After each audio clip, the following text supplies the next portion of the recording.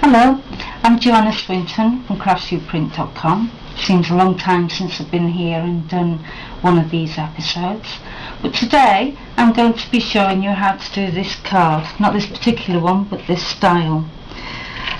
These cards actually fold together like this to go in the envelopes. So what we're actually going to be doing is the Christmas one. And this is one of the sheets that you'll get, and it's pine cones. As well as that sheet, you will also get this one too, which has pieces to actually put in the centre of the pine cone thing here, and you'll have your robins and a little bit of decoupage to go around the edges. As well as that, you will have the pieces to make the envelope for them to fit into. Somebody asked on the forum if the designers mind putting envelopes in things that don't go in normal size envelopes. So yes, we have taken that on board, and quite a lot of us have started putting envelopes in our stuff. As well as these 4 sheets, you will get a tutorial sheet too that I haven't written yet. I can't give it you till I've written it. And that will give you step-by-step hands-on guide, so as you're not having to watch me do this, and you'll make it very, very easy. It's an easy card, as I've said before on some of the cards that I've done. I don't tend to do very difficult ones. Right then, I've half made my card. I've done this side here. I've put my decoupage bits on. Now somebody also asked on the forum, what do we use for paper, because it's all nice and shiny. It's photographic paper that we tend to use. Somebody also asked on the forum, how can I get rid of all the white bits once I've actually gone round and cut things out because I've got white edges? First of all, cut out this angle all the way as far as you possibly can. If you cut out at this angle, you won't have so many white pieces. Then get a piece of scrap paper, put your piece down, a soft pencil, a 2H or something soft like that, and just go round the edges. Put it face down, then it doesn't matter if you mark it, you come off, as you're going around the edges, it won't make any difference whatsoever. I think that's all the things that I've been asked about recently, or the forum has. Okay, so I've done half of this, and now I'm just going to finish the other half. I tend to use foam pads just because I'm lazy and it's easy. I get mine from the pound shop, which we have quite a lot of those here in Birmingham.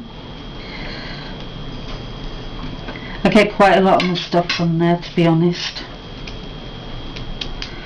Okay.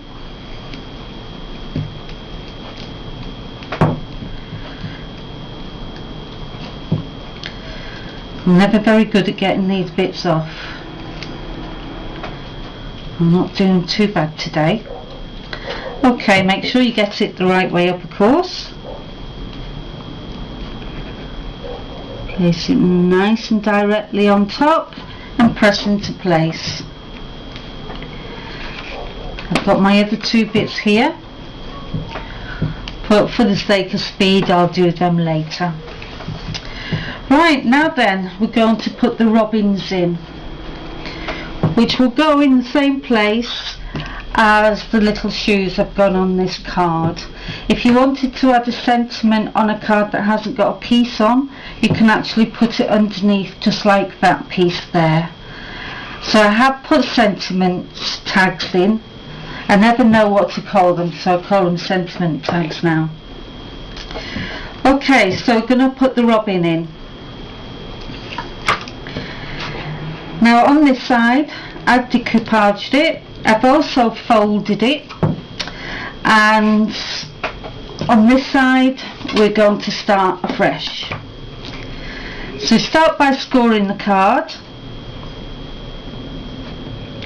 Get it nicely levelled up, and away we go with your embossing tool.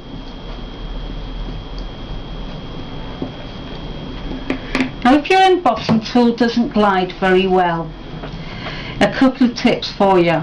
You can either pop it into a candle wax, if you've got one of those smelly candles in the living room like me. You can rub it on the side of your nose, because you get a lot of grease bits in the side of your nose, and that will make it flow better, or in your head, and that will actually help you to do this job. Okay, and the same down the other side.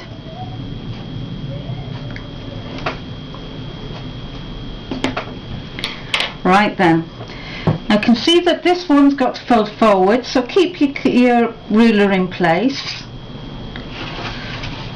We've had an awful lot of new people on the forum just lately, so I'm tending to try and give some tips as I'm going. Right, just like that. And you can see on the other side where my mark is. Just there. Okay.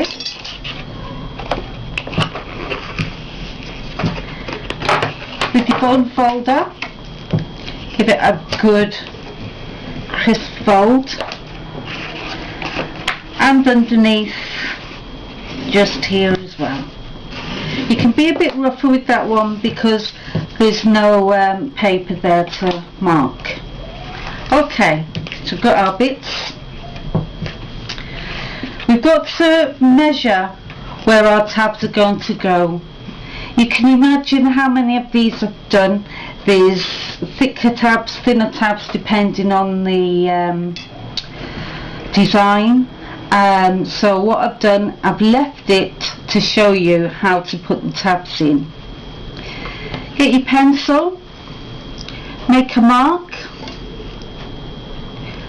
about ½ centimetre above and below, and a nice sharp knife, and in we go.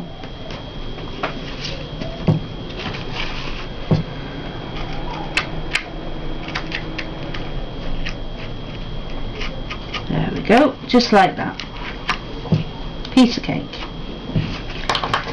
Then the robin will fit in with not too much problem, I say, honest.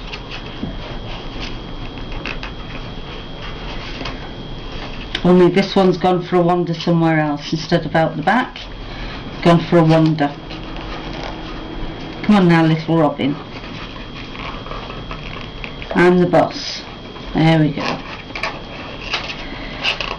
Right. Now if you, at this point, you turn him over, make sure he's in the right place with his little feet down here, turn him over, you've got your little tab sticking out. Make sure your tab's in the right place, you don't want a big bit of white here, so push him in until you've got rid of your white as well. There we go. And he's still down there, okay, so he should look like that.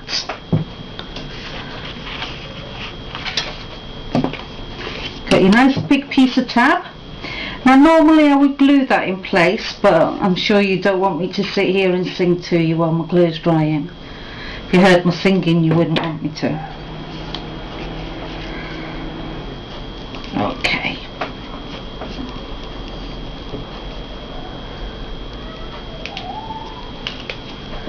And then just push it down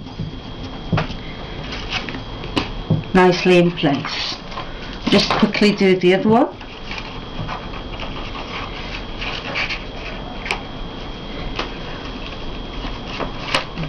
Just make sure he's in the right place. Turn him over. Bit of tape. or glue, whichever you prefer. I would use glue because it tends to stick in better. You know, tape can always come off. It's up to you though. And there we have it.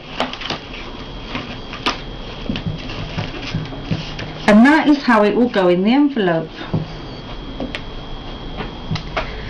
Now I'll just quickly show you the envelope. I have glued the bottom end. So all I've done is put my glue along here, underneath this line, cut them out and stuck that on there really. And that's all I've done so far. So that's where we're up to with the envelope.